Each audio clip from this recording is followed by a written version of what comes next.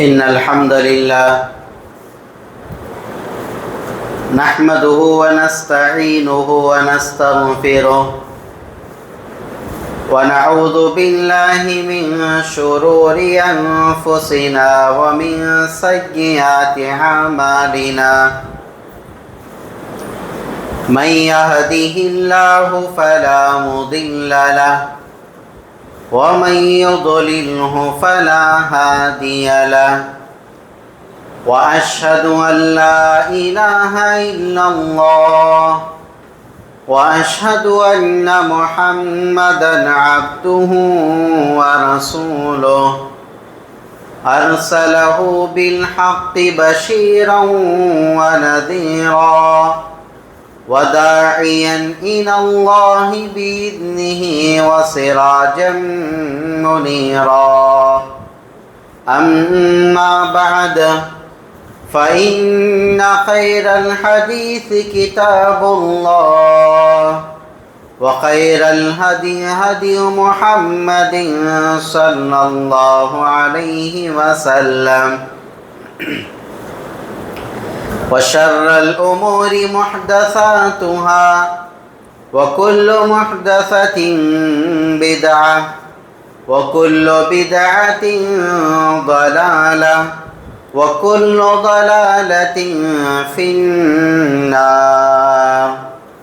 أعوذ بالله من الشيطان الرجيم. بسم الله الرحمن الرحيم. يا أيها الذين آمنوا اتقوا الله حق تقاته ولا تموتن إلا وأنتم مسلمون. يا أيها الناس اتقوا ربكم الذي خلقكم من نفس واحدة وخلق منها زوجها وبث منهما رجالا كثيرا ونساء واتقوا الله الذي تساءلون به والأرحام إن الله كان عليكم رقيبا. يا أيها الذين آمنوا اتقوا الله وقولوا قولا سديدا يصلح لكم أعمالكم ويغفر لكم ذنوبكم ومن يطع الله ورسوله فقد فاز فوزا عظيما. وقال الله تعالى في موضع آخر: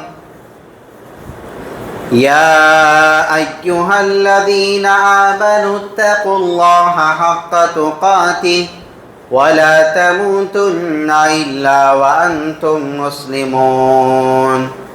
تمام قسم کی تعریفات، حمد و ثنا، کبریائی اور بڑائی اللہ اس وحدہ لا شریک لائق و زیبا ہے جو ساری کائنات کا خالق، مالک اور پالنہار ہے، جس نے ہم تمام مسلمانوں کو امت محمدیہ یعنی محمد صلی اللہ علیہ وسلم کی امت میں پیدا کیا. اس کے بعد لاکھوں درود ہو تمام انبیاء کرام پر، خصوصاً میرے اور آپ کے آقا نبی جناب محمد رسول اللہ صلی اللہ علیہ وسلم پر، جن کی کوششوں سے آج ہم اسلام کے سائے میں زندگی بسر کر رہے ہیں. اس مختصر سے حمد و ثنا کے بعد آج میں آپ لوگوں کے سامنے تقوی، پرہیزگاری، اس عنوان، اس ٹاپک پر کچھ باتیں بتانا چاہتا ہوں. تقوی، پرہیزگاری کس کو کہتے ہیں؟ اللہ تعالیٰ کے تمام حرام کاموں سے، ناجائز کاموں سے، منع کردہ کاموں سے، چیزوں سے بچنا، اپنے آپ کو بچانا، اسی کو تقوی، پرہیزگاری کہتے ہیں. اور دوسرا معنی ہے ہمیشہ اللہ تعالیٰ سے ڈرتے رہنا، اللہ تعالیٰ کا ڈر اپنے دل کے اندر پیدا کرنا، اللہ تعالیٰ سے ڈرتے ہوئے دنیا کے اندر زندگی بسر کرنا، اسی کو تقوی پرہیزگاری کہتے ہیں۔ یہ تقوی پرہیزگاری تمام اعمالوں کا، عبادتوں کا، نیکیوں کا مین بنیادی مقصد جڑ اللہ تعالیٰ اسی تقوی پرہیزگاری میں رکھا ہے۔ جیسا کہ سب سے پہلے نمبر پر اللہ تعالیٰ نے ہم کو اس کی عبادت کرنے کا حکم دیا۔ معلوم ہے نا ہم کس کی عبادت کرنا؟ اللہ تعالیٰ کی۔ اللہ تعالیٰ نے ہم کو دنیا کے اندر پیدا کر کے کیوں بھیجا؟ کس لیے بھیجا؟ آپ جانتے ہیں اللہ تعالیٰ قرآن مجید سورہ زاریات میں ارشاد فرماتا ہے وَمَا خَلَقْتُ الْجِنَّ وَالْإِنسَ إِلَّا لِيَعْبُدُونَ، میں نے جنات اور انسانوں کو صرف اور صرف میری عبادت کے لیے پیدا کیا۔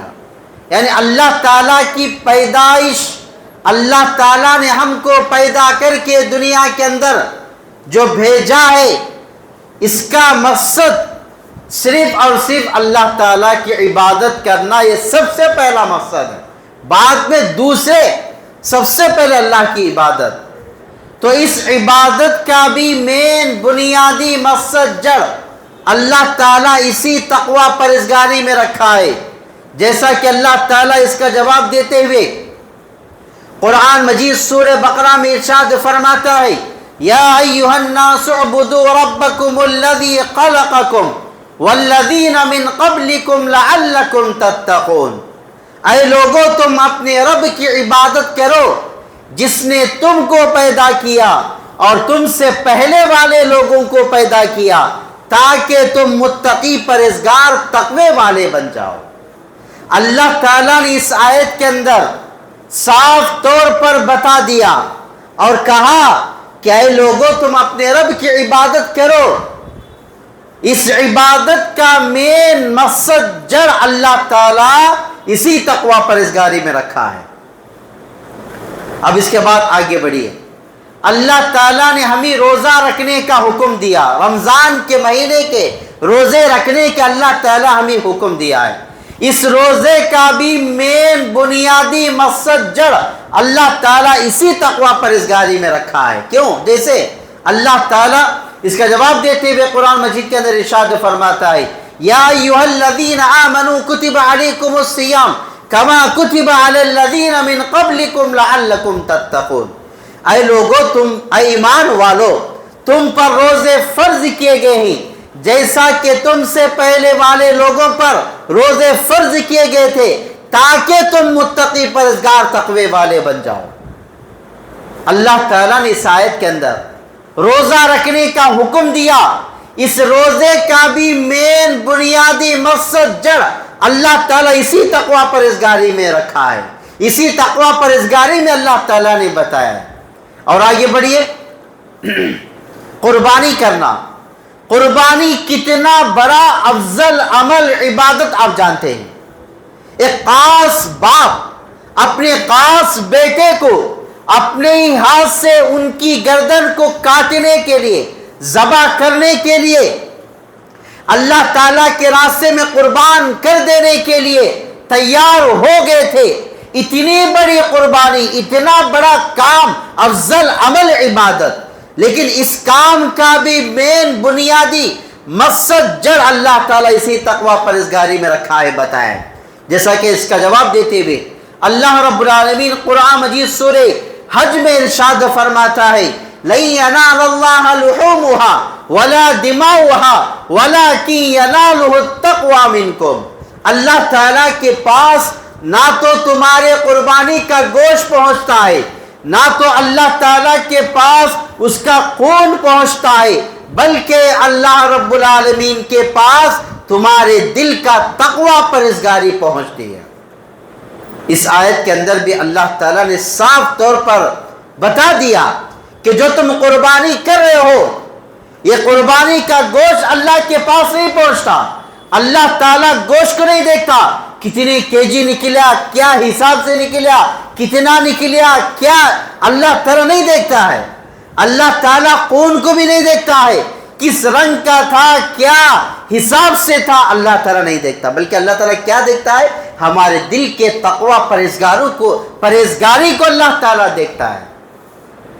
اور آگے بڑھیے، اگر کسی کا عمل قبول ہونا ہے اللہ تعالیٰ کے پاس تقوی پرہیزگاری رہنا، اگر تقوی پرہیزگاری ہے اللہ رب العالمین ہمارے عملوں کو قبول کرتا ہے۔ اس کا جواب دیتے ہوئے اللہ تعالیٰ قرآن مجید سورہ مائدہ میں ارشاد فرماتا ہے انما یتقبل اللہ من المتقین، بے شک اللہ تعالیٰ تقوی والے کا ہی عمل قبول کرتا ہے۔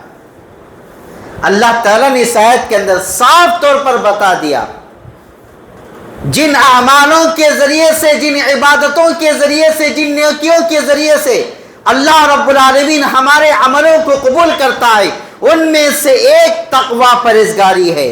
اگر کسی انسان کی زندگی میں دل میں تقوی پرہیزگاری ہے اللہ تعالیٰ اس کے اعمالوں کو قبول کرتا ہے، اگر تقوی پرہیزگاری نہیں ہے اللہ تعالیٰ اس کے عملوں کو قبول نہیں کرتا ہے۔ تو کیا بات معلوم ہوئی؟ اگر ہمارے اعمال، عبادات، نیکیاں اللہ تعالیٰ کے پاس قبول ہونا ہے، اللہ قبول کرنا ہے، تو ہم دنیا کی زندگی میں تقوی پرہیزگاری کی زندگی گزارنا، ہمیشہ اللہ تعالیٰ سے ڈرتے رہنا، اللہ سے ڈر کر کے دنیا کے اندر زندگی گزارنا۔ اب آگے بڑھیے، اللہ تعالیٰ اس تقوی پرہیزگاری کے کئی فائدے، کئی فضیلتیں، کئی ثمرات ذکر کیا ہے، بتایا ہے۔ چند فائدے بتا کر کے میں اپنی بات کو ختم کر دیتا ہوں۔ سب سے پہلا فائدہ ہے، اگر کوئی انسان تقوی پرہیزگاری کی زندگی گزارتا ہے، ہمیشہ اللہ تعالیٰ سے ڈرتا رہتا ہے، تو پہلے فائدے کو ذکر کرتے ہوئے، بیان کرتے ہوئے اللہ رب العالمین قرآن مجید میں ارشاد فرماتا ہے ان اللہ یحب المتقین، بے شک اللہ تعالیٰ متقیوں سے محبت کرتا ہے، پسند کرتا ہے، چاہتا ہے۔ متقیوں کے اوپر اللہ کی محبت اترتی ہے، متقیوں سے اللہ محبت کرتا ہے، اور اللہ تعالیٰ کی محبت معمولی نہیں ہے۔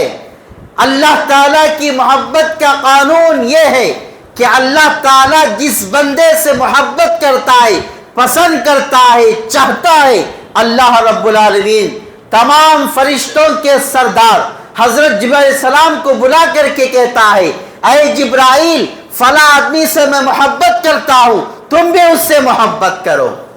حضرت جبرائیل علیہ السلام تمام فرشتوں کو آ کر کے کہتے ہیں اے فرشتوں فلاں آدمی سے اللہ محبت کرتا ہے، تم بھی اس سے محبت کرو۔ تمام فرشتے آسمان پر رہنے والی ساری مخلوقات سے کہتی ہے اے آسمان پر رہنے والی مخلوقات فلاں آدمی سے اللہ محبت کرتا ہے، تم بھی اس سے محبت کرو۔ آسمان پر رہنے والی مخلوقات زمین کے اوپر رہنے والی مخلوقات سے کہتی ہے اے زمین پر رہنے والی مخلوقات فلاں آدمی سے اللہ محبت کرتا ہے، تم بھی اس سے محبت کرو۔ گویا کا مطلب یہ ہے کہ اللہ جس بندے سے محبت کرتا ہے تمام فرشتوں کے سردار اس سے محبت کرتے ہیں، تمام فرشتے اس سے محبت کرتے ہیں، آسمان پر رہنے والی ساری مخلوقات اس سے محبت کرتی ہے، زمین کے اوپر رہنے والی ساری مخلوقات اس سے محبت کرتی ہے۔ کس وقت جس آدمی سے، جس بندے سے اللہ محبت کرتا ہے، اور اللہ تعالیٰ کس سے محبت کرتا ہے؟ تقوی پرہیزگاری اختیار کرنے والوں سے اللہ محبت کرتا ہے۔ دیکھیں کتنا بڑا فائدہ، اللہ کی ڈائریکٹ اللہ تعالیٰ ایسے تقوی پرہیزگاری، اللہ سے ڈرنے والے لوگوں سے محبت کرتا ہے، پسند کرتا ہے، چاہتا ہے۔ اگر اللہ کی محبت ہمیں ہونا ہے، اگر اللہ تعالیٰ کی چاہت پسند ہمارے اوپر اترنا ہے، ہمیں ملنا ہے، تو ہم دنیا کے اندر تقوی پرہیزگاری کی زندگی گزارنا۔ اب اس کے بعد آگے بڑھیے، دوسرا فائدہ ہے اللہ تعالیٰ ہماری زندگی میں جو تکلیفیں، مصیبتیں، پریشانیاں ہوتی ہیں اور مشکل کا راستہ ہوتا ہے، اللہ تعالیٰ اس مشکل راستے کو آسان بنا دیتا ہے، آسان کر دیتا ہے، اور اللہ تعالیٰ ہم کو ایسی جگہ سے روزی روٹی رزق دیتا ہے جہاں سے ہمیں گمان بھی نہیں ہو سکتا، سوچ بھی سکتے نہیں، سمجھ بھی سکتے نہیں، ایسی جگہ سے اللہ تعالیٰ ہم کو روزی روٹی رزق دیتا ہے۔ آج ہر انسان پریشان حال ہے، پریشان ہے نہیں، سب پریشان ہیں، گھریلو معاملات، یہ کسی بھی کسی چیز سے پریشان ہے، اور روزی روٹی سے بھی پریشان ہے۔ مہنگائی بڑھ گئی، کام نہیں، تجارت نہیں، کتنی پریشانی، روزی روٹی سے، رزق سے آدمی پریشان حال ہے۔ اللہ تعالیٰ نے اس کا جواب دیتے ہوئے اسی تقوی پرہیزگاری میں اللہ تعالیٰ نے اس کا جواب دے دیا ہے۔ کیا ہے؟ اللہ تعالیٰ قرآن مجید سورہ طلاق میں ارشاد فرماتا ہے وَمَن يَتَّقِ اللَّهَ يَجْعَل لَّهُ مِنْ أَمْرِهِ يُسْرًا، اور اس کے بعد اللہ تعالیٰ اور ارشاد فرماتا ہے وَمَن يَتَّقِ اللَّهَ يَجْعَل لَّهُ مَخْرَجًا وَيَرْزُقْهُ مِنْ حَيْثُ لَا يَحْتَسِبُ، جو انسان اللہ تعالیٰ سے ڈرتا ہے، اللہ تعالیٰ اس کے مشکل کام کو آسان بنا دیتا ہے، اس کے مشکل کام کو اللہ تعالیٰ آسانی پیدا کر دیتا ہے، اس کے مشکل کام کو اللہ تعالیٰ اس کے مسئلے کو آرامی سے پار کر دیتا ہے، آرام سے مسئلہ حل کر دیتا ہے، اور اللہ تعالیٰ ایسی جگہ سے روزی روٹی رزق دیتا ہے جہاں سے اسے گمان بھی نہیں ہو سکتا، سوچ بھی سکتا نہیں، سمجھ بھی سکتا نہیں، اللہ تعالیٰ ایسی جگہ سے اسے روزی روٹی رزق دیتا ہے۔ دیکھیں کتنا بڑا فائدہ اللہ تعالیٰ اس تقوی پرہیزگاری میں رکھا ہے، بتایا ہے۔ ہمارے مشکل کام آسان ہو جانا، ہمیں روزی روٹی رزق میں ملنا، غیب سے دینا، اللہ تعالیٰ غیب سے روزی روٹی رزق ہمیں مل جانا، تو کیا کرنا ہم دنیا کے اندر؟ تقوی پرہیزگاری کی زندگی گزارنا۔ اور آگے بڑھیے، اگر کوئی انسان تقوی پرہیزگاری کی زندگی گزارتا ہے، دشمن کی چال اور دشمن سے اللہ تعالیٰ ہماری حفاظت کرتا ہے، دشمن کی کوئی چال ہمارے پر چلنے نہیں دیتا ہے۔ اللہ تعالیٰ اس کا جواب دیتے ہوئے قرآن مجید میں ارشاد فرماتا ہے وَإِن تَصْبِرُوا وَتَتَّقُوا لَا يَضُرُّكُمْ كَيْدُهُمْ شَيْئًا، جو انسان صبر کرتا ہے اور تقوی پرہیزگاری کی زندگی گزارتا ہے تو تمہارے دشمن کی کوئی چال تمہارے اوپر چلنے نہیں دوں گا، اور تمہارے دشمن سے میں تمہاری حفاظت کر دوں گا۔ اللہ تعالیٰ اس آیت کے اندر صاف طور پر ہمیں اور تمام کو، اپنے سارے بندوں کو ذکر کیا، اگر تم صبر کرو گے اور تقوی پرہیزگاری اختیار کرو گے۔ اس آیت کے اندر اللہ تعالیٰ نے دو کام، دو عملوں کو ذکر کیا ہے، بتائیں۔ پہلی بات وَإِن تَصْبِرُوا، اگر تم صبر کرو گے، دنیا کی زندگی میں صبر کرنا، تکلیفیں، مصیبتیں، پریشانیاں آتی ہیں، لیکن آنے کے بعد صبر کرنا، برداشت کرنا، اور صبر بھی بہت بڑی اہم چیز ہے۔ حدیث کے اندر اللہ کے نبی صلی اللہ علیہ وسلم نے ارشاد فرمایا اللہ تعالیٰ جس بندے سے محبت کرتا ہے اسی کو اللہ تعالیٰ آزماتا ہے، اللہ تعالیٰ جس بندے سے محبت کرتا ہے، پسند کرتا ہے، چاہتا ہے، اسی کو اللہ تعالیٰ تکلیفیں، مصیبتیں، پریشانیاں دیتا ہے۔ اگر ہماری زندگی میں کوئی تکلیف، مصیبت، پریشانی آ رہی ہے تو ہم یہ سمجھنا کہ اللہ تعالیٰ ہم سے محبت کر رہا ہے، اللہ تعالیٰ ہم کو پسند کر لیا، چاہتا ہے، اسی لیے اللہ تعالیٰ ہم کو یہ تکلیفیں، مصیبتیں، پریشانیاں، آزمائشیں، ایگزام لے رہا ہے، دے رہا ہے۔ ہمیں یہ سوچنا، سمجھنا، معلوم کر لینا ہے۔ کیوں؟ اس لیے کہ اللہ کے نبی صلی اللہ علیہ وسلم نے ارشاد فرمایا اللہ تعالیٰ جس بندے سے محبت کرتا ہے، پسند کرتا ہے، چاہتا ہے، اسی کو اللہ تعالیٰ آزماتا ہے، تکلیفیں، مصیبتیں، پریشانیاں دیتا ہے۔ ہماری زندگی میں جب کبھی بھی کوئی مصیبت، پریشانی آ گئی، اللہ تعالیٰ کی طرف سے کوئی آزمائش آ گئی، فوراً اس پر ہم صبر کرنا، صبر کرتے ہوئے دنیا کے اندر زندگی گزارنا چاہیے۔ تکلیف، مصیبت، پریشانی آ جانے کے بعد کوئی بھی غلط کلمات، غلط بات اپنے زبان سے ہرگز ہرگز ہرگز نہیں نکالنا۔ ہماری زندگی میں کوئی تکلیف، مصیبت، پریشانی آ جاتی ہے، نہ جانے اللہ تعالیٰ کے اوپر کیسے کیسے باتیں کرتے ہیں، کیسے کیسے زبان سے القاب باتیں کئی کسی طریقے سے نکالتے ہیں، لیکن ہرگز نہیں صبر کرنا۔ اور دوسری چیز وَإِن تَتَّقُوا، اور تقوی پرہیزگاری اختیار کرو گے تو میں تمہارے اوپر دشمن کی کوئی چال چلنے نہیں دوں گا، اور تمہارے دشمن سے میں تمہاری حفاظت کر دوں گا۔ یعنی ہمارے دشمن جو چاروں طرف پھیل کر کے ہیں، معلوم ہے نا آپ کو، مسلمانوں کے دشمن، اسلام کے دشمن، ایمان کے دشمن چاروں طرف پھیلے ہوئے ہیں۔ اگر وہ دشمن کی چال ہمارے اوپر نہیں چلنا اور وہ سارے دشمنوں سے ہمیں بچ کر کے دنیا کے اندر زندگی گزارنا ہے تو کیا کرنا ہے؟ دو چیزیں، صبر کرنا اور تقوی پرہیزگاری کی زندگی گزارنا۔ اور آگے بڑھیے، اللہ رب العالمین نے چوتھے فائدے کو بیان کرتے ہوئے ذکر کرتے ہوئے ارشاد فرماتا ہے، اگر کوئی انسان تقوی پرہیزگاری کی زندگی گزارتا ہے، ہمیشہ اللہ تعالیٰ سے ڈرتے رہتا ہے، تو اللہ تعالیٰ ایسے آدمی کو جنت میں داخل کرتا ہے۔ اور ایسے ہی لوگوں کے لیے یہ شاندار جنت کو اللہ تعالیٰ بنا کر کے تیار کر کے رکھا ہے۔ اس کا جواب دیتے ہوئے اللہ رب العالمین قرآن مجید سورہ آل عمران میں ارشاد فرماتا ہے، وَسَارِعُوا إِلَىٰ مَغْفِرَةٍ مِّن رَّبِّكُمْ وَجَنَّةٍ عَرْضُهَا السَّمَاوَاتُ وَالْأَرْضُ أُعِدَّتْ لِلْمُتَّقِينَ،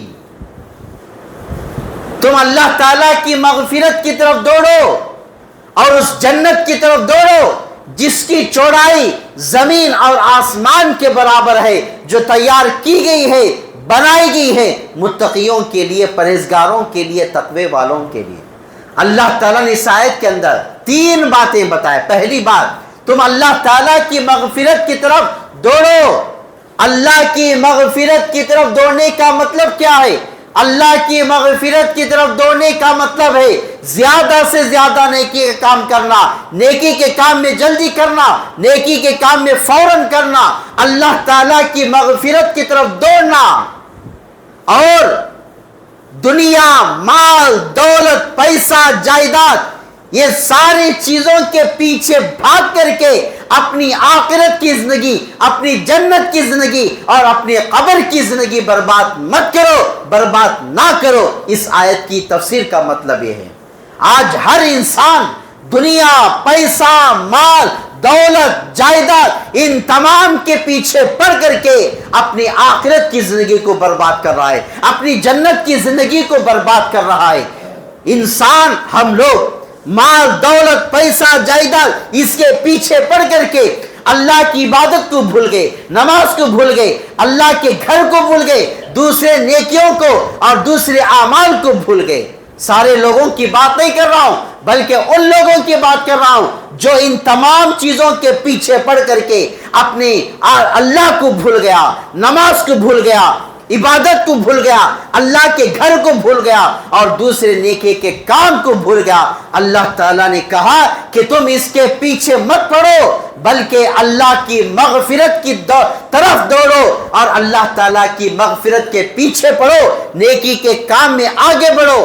اللہ تعالیٰ نے اس آیت کے اندر پہلی بات بتایا، اور دوسری بات وَجَنَّةٍ عَرْضُهَا السَّمَاوَاتُ وَالْأَرْضُ، اور اس جنت کی طرف دوڑو جس کی چوڑائی زمین اور آسمان کے برابر ہے۔ جنت کی طرف دوڑنے کا مطلب کیا ہے؟ اس کا مطلب یہ ہے کہ جنت میں داخل ہونے والے جو اعمال ہیں، جو کام ہیں، جو عبادتیں ہیں، وہ ہمیشہ مرتے دم تک کرتے رہنا چاہیے۔ اور جب جنت کی بات آ گئی، حدیث کی ایک بات میں آپ لوگوں کے سامنے رکھنا چاہتا ہوں۔ حدیث کے اندر اللہ کے نبی صلی اللہ علیہ وسلم نے ارشاد فرمایا، جب تم کبھی بھی اللہ تعالیٰ سے جنت مانگو، جنت طلب کرو، اللہ تعالیٰ سے یہ مانگ کر کے اللہ تعالیٰ سے جنت مانگو، طلب کرو، اے اللہ تعالیٰ تو ہم کو جنت الفردوس میں داخل کر۔ صرف جنت نہیں، جنت الفردوس، الفردوس لگا کر کے اللہ تعالیٰ سے جنت مانگو۔ کیوں؟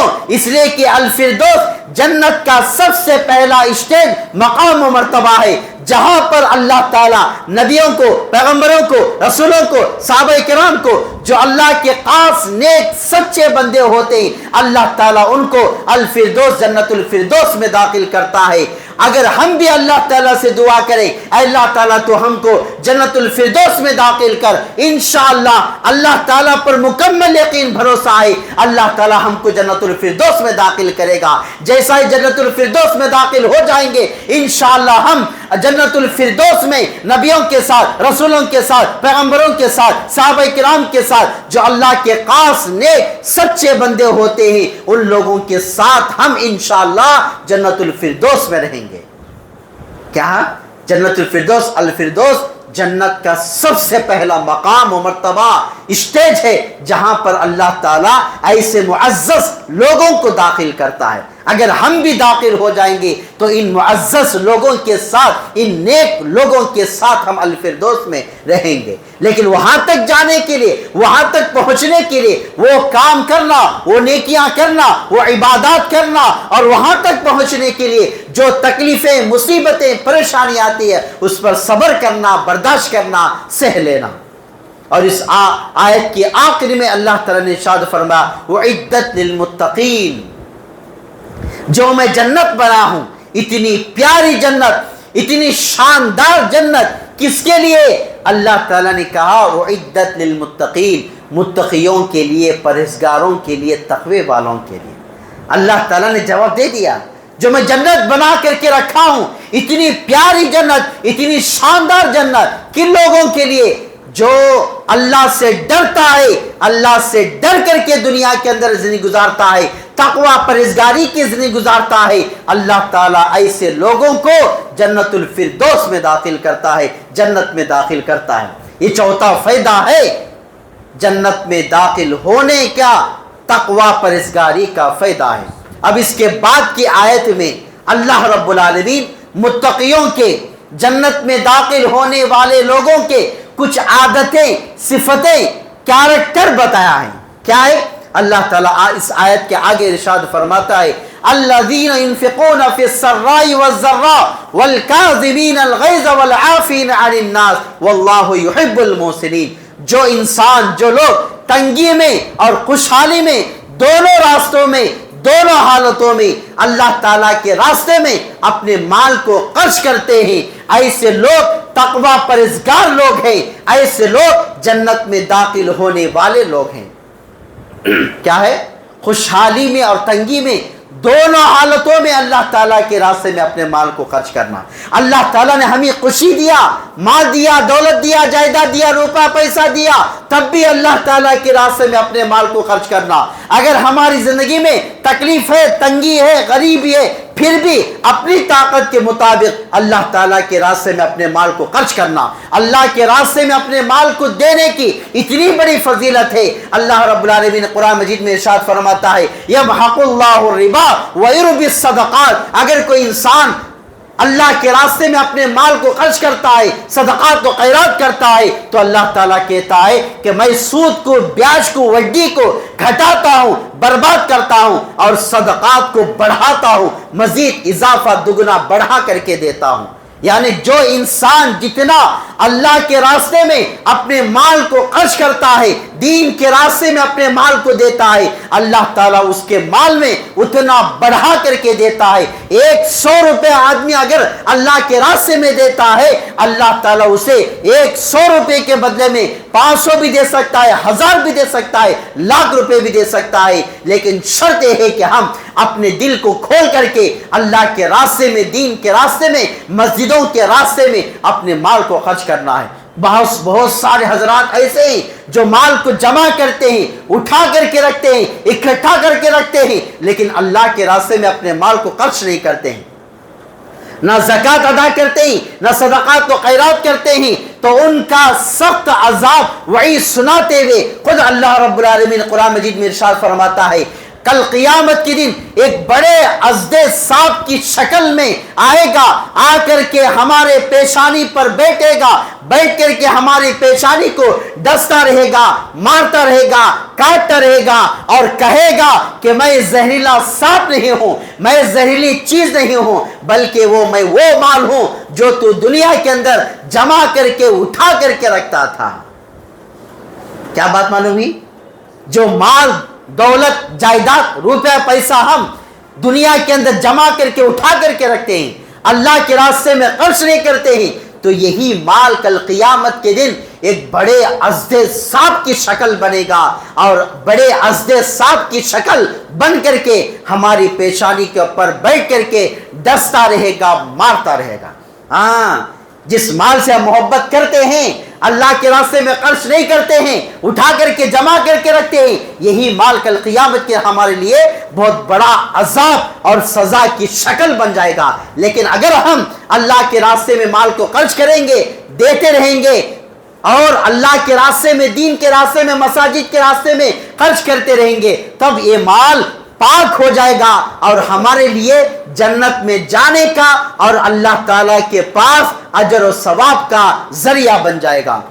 اور حدیث کے اندر اللہ کے نبی صلی اللہ علیہ وسلم نے ارشاد فرمایا، من بنا للہ مسجدا بنا اللہ لہ بیتا فی الجنہ، جو انسان دنیا کے اندر اللہ تعالیٰ کے لیے گھر بناتا ہے یا مسجد بناتا ہے، اللہ تعالیٰ جنت میں اس کے نام پر ایک خاص گھر محل بنا کر کے دیتا ہے۔ اور دوسری روایت کے اندر اللہ کے نبی صلی اللہ علیہ وسلم نے ارشاد فرمایا، اگر انسان اپنی طاقت کے مطابق اللہ تعالیٰ کے گھر کو یعنی مسجد کو اپنی طاقت کے مطابق کچھ نہ کچھ تعاون مدد کرتا ہے، تب بھی اللہ تعالیٰ جنت میں اس کے نام پر ایک خاص گھر محل بنا کر کے دیتا ہے۔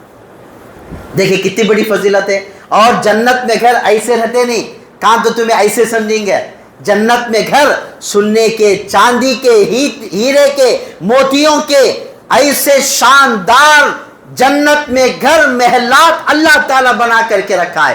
کن لوگوں کے لیے؟ اللہ کے نبی صلی اللہ علیہ وسلم نے ارشاد فرمایا، یہ جنت میں جو شاندار گھر محلات سونے کے، چاندی کے، ہیرے کے، موتیوں کے اللہ تعالیٰ بنا کر کے رکھا ہے، ان لوگوں کے لیے ہے جو دنیا کے اندر اپنی طاقت کے مطابق مسجد کی تعمیر کام میں تعاون کرتے ہیں، مدد کرتے ہیں۔ تو اتنا بڑا فائدہ ہے۔ تو خلاصہ کلام آج کے بیان کا درس کا یہ ہے کہ ہم دنیا کے اندر تقوی پرہیزگاری کی زندگی گزارنا، اللہ تعالیٰ سے ڈرتے رہنا، ہمیشہ اللہ تعالیٰ کا ڈر اپنے دل کے اندر پیدا کرنا۔ اب آپ تمام اپنے دل سے پوچھو، اپنے دماغ سے پوچھو کہ ہم اپنی دنیا کی زندگی میں کہاں تک اللہ تعالیٰ سے ڈر رہے ہیں، اللہ تعالیٰ کا ڈر رکھ کر کے دنیا کے اندر زندگی گزار رہے ہیں۔ کس کے دل میں اللہ تعالیٰ کا ڈر ہے؟ نہ میرے دل میں اللہ کا ڈر ہے، نہ آپ کے دل میں اللہ تعالیٰ کا ڈر ہے۔ اگر اللہ تعالیٰ کا ڈر، خوف ہوتا تو ہم دنیا کے اندر چھوٹے سے چھوٹا، بڑے سے بڑے گناہ تو دور کی بات، چھوٹے سے چھوٹا گناہ تو دور کی بات، ہر گناہ سے ہم بچتے تھے، ہر گناہ سے ہم بچ کر کے دنیا کے اندر زندگی گزارتے تھے۔ لیکن ہمارے دل کے اندر اللہ تعالیٰ کا ڈر، خوف نہیں ہے، اس لیے ہم بڑے سے بڑے گناہ تو دور کی بات، چھوٹے سے چھوٹے گناہ بھی کر رہے ہیں اور بڑے سے بڑے گناہ کا کام بھی کر رہے ہیں۔ کیوں؟ اس لیے کہ ہمارے دل کے اندر اللہ تعالیٰ کا ڈر، خوف نہیں ہے۔ اپنے دل کے اندر اللہ تعالیٰ کا ڈر، خوف پیدا کریں، اللہ سے ڈرتے رہیں۔ مر جانے کے بعد خبر میں میری حالت کیا ہوگی، میدان محشر میں میری حالت کیا ہوگی، اللہ تعالیٰ ہمیں جب جہنم کی دیکھتی ہوئی آگ میں داخل کرے گا تو اس جہنم کی دیکھتی ہوئی آگ میں ہماری کیا حالت ہوگی، ہمارا کیا انجام ہوگا۔ آدمی یہ سوچے، ہم یہ سمجھے، اللہ تعالیٰ کے ہر عذاب سے ڈرتے رہے، اللہ تعالیٰ سے ہمیشہ ڈر کر کے دنیا کے اندر زندگی گزارے۔ یہ دنیا کی چند سالہ آرام کی زندگی ہم سمجھ رہے ہیں اور یہی اصل زندگی ہم سمجھ رہے ہیں۔ نہیں دوستو، یہ اصل زندگی نہیں ہے۔ اصل زندگی آخرت کی زندگی ہے، قیامت کی زندگی ہے، جنت کی زندگی ہے۔ مرنے کے بعد، قبر کے حوالے ہو جانے کے بعد ہماری کیا حالت ہوگی۔ ان تمام چیزوں کو سامنے رکھتے ہوئے ہم دنیا کے اندر ہمیشہ اللہ سے ڈرتے ہوئے دنیا کے اندر زندگی گزارے۔ اسی کا پیغام آج کے بیان میں، جمعہ کے بیان میں اللہ تعالیٰ نے ہمیں دیا ہے۔ آخر میں اللہ تعالیٰ سے دعا ہے، اللہ ہمیں ہدایت دے، اے اللہ ہمیں صراط مستقیم پر چلنے کی توفیق عطا فرما، اے اللہ ہمارے گناہوں کو معاف فرما، اے اللہ ہمارے گناہوں کو درگزر فرما۔ ہم گناہ کرتے کرتے گناہوں کے سمجھ ڈوب کے ہیں اللہ، اے اللہ تیرے رحمت کی رسی ڈا کر نکالے اللہ۔ اے اللہ تعالیٰ ہم تمام کو دن میں 5 وقت کی نماز ہمیشہ پابندی سے پڑھتے رہنے کی توفیق عطا فرما، تیرا ذکر ہر ہمیشہ کرنے کی توفیق عطا فرما، علم دین حاصل کرنے کی توفیق عطا فرما۔ اے اللہ جو بھی مسلمان پریشان حال ہیں ان کے پریشانی کو دور کر دے، جو بھی قرضوں میں ڈوبا ہوں ان کے قرضوں کو دور کر دے۔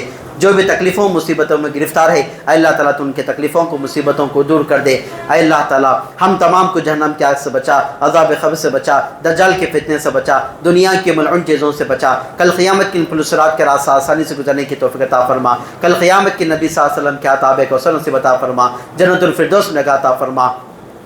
اے اللہ تعالیٰ ہم تمام کو جب تک دنیا کے اندر رکھے تو اسلام کی عادت پر رکھ، اور موت دے تو اسلام کی عادت پر موت دے، اور زبان پر کلمہ لا الہ الا اللہ محمد رسول اللہ پر عطا فرما۔ آمین ثم آمین، وآخر دعوانا الحمد للہ رب العالمین۔